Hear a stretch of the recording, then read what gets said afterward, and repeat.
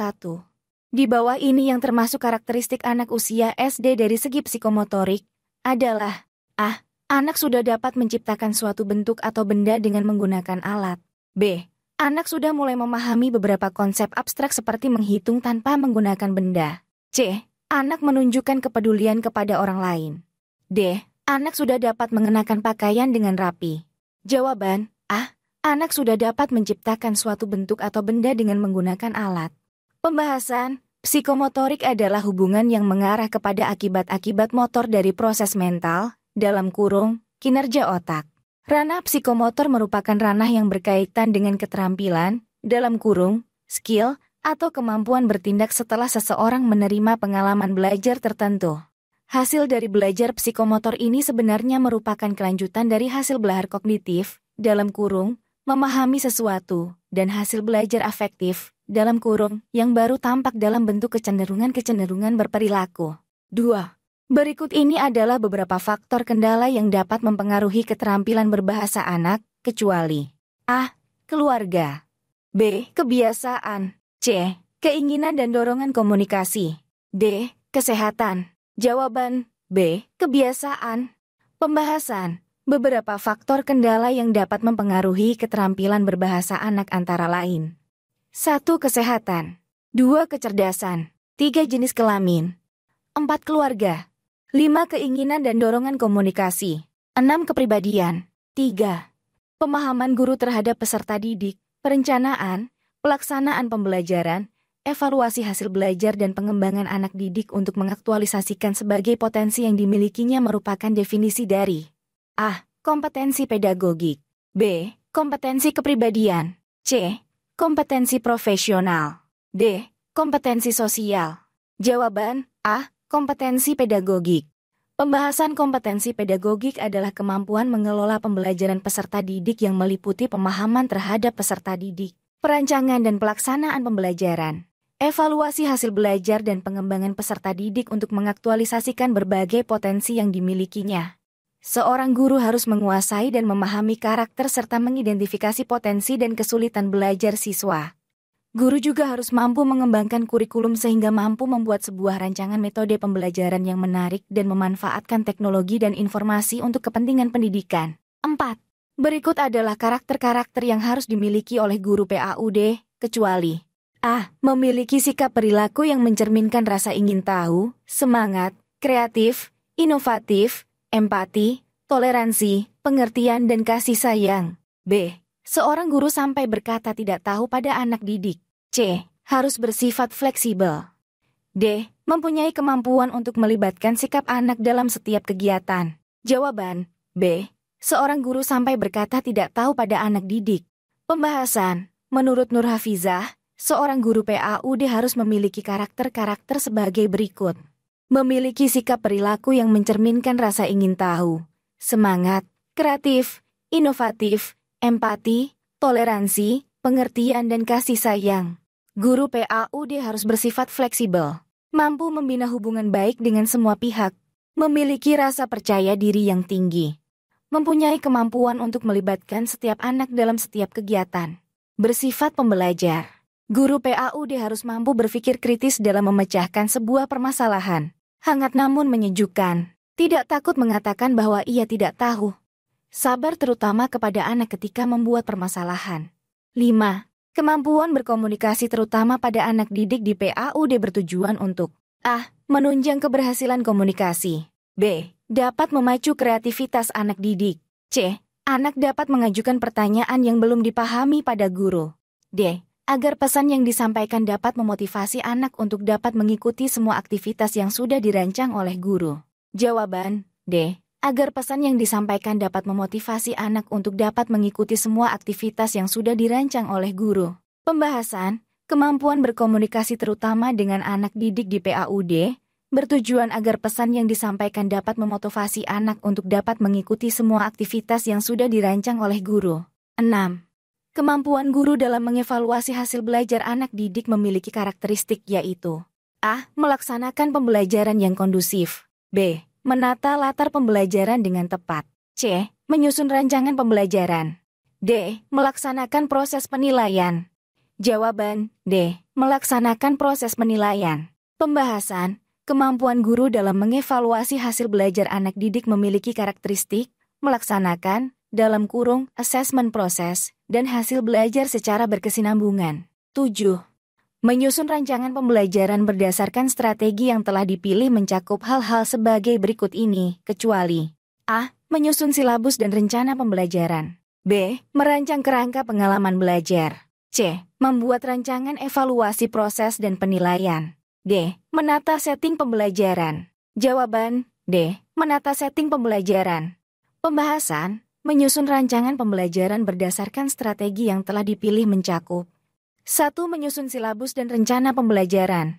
2. Merancang kerangka pengalaman belajar. 3. Memilih dan mengorganisasikan materi dan bahan ajar. 4. Memilih dan merancang media dan sumber belajar yang diperlukan. 5. Membuat rancangan evaluasi proses dan penilaian hasil belajar. 8. Berikut adalah salah satu ciri guru yang mampu memahami karakteristik anak didik yaitu A. Memanfaatkan prinsip-prinsip perkembangan kognitif. B. Mampu menentukan strategi pembelajaran untuk anak didik. C. Memfasilitasi anak didik untuk mengembangkan potensi akademik.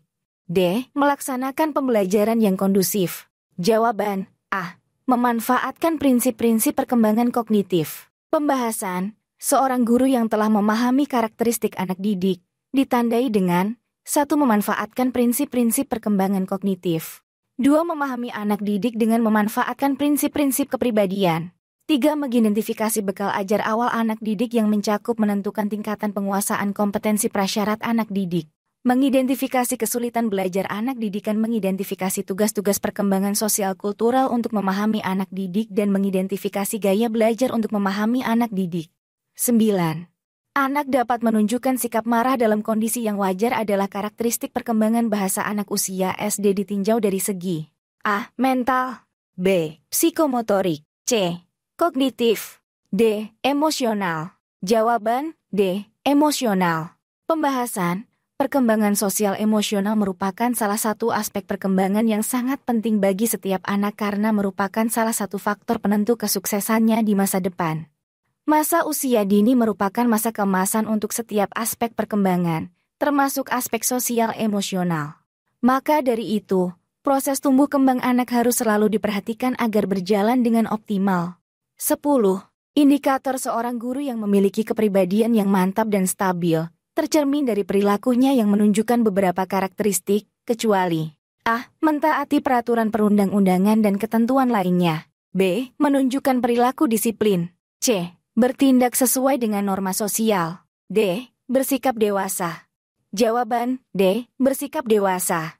Pembahasan, indikator seorang guru yang memiliki kepribadian yang mantap dan stabil tercermin dari perilakunya yang menunjukkan karakteristik, di antaranya mentaati peraturan perundang-undangan dan ketentuan lainnya, menunjukkan perilaku yang disiplin, bertindak sesuai dengan norma sosial, bangga sebagai seorang pendidik, memiliki konsistensi dalam bertindak sesuai dengan norma dengan ciri mentaati tata tertib secara konsisten dan memiliki disiplin diri secara konsisten.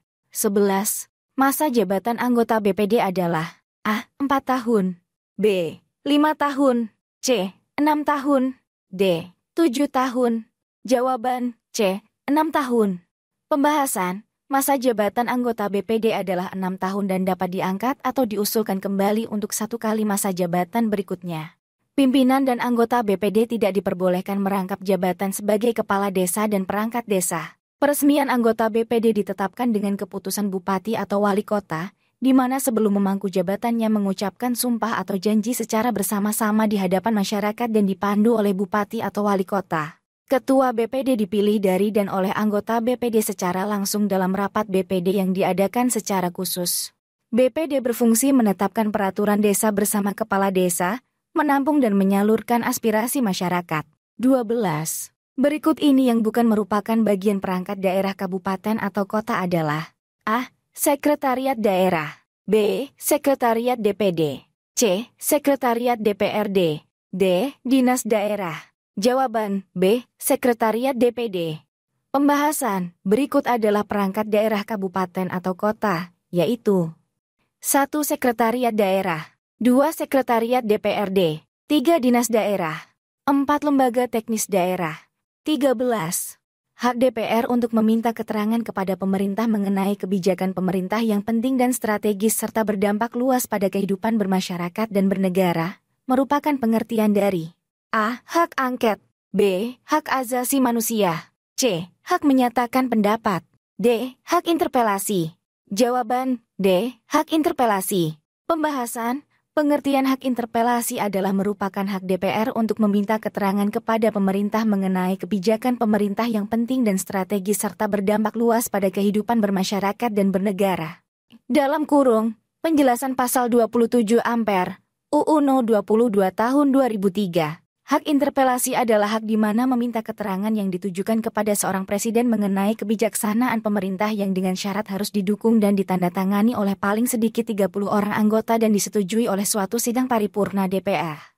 Hak interpelasi diusulkan oleh paling sedikit 25 orang anggota DPR dan lebih dari satu fraksi. 14. Berikut adalah dampak positif globalisasi di bidang ekonomi, kecuali A. Peluang usaha secara internasional menjadi lebih terbuka.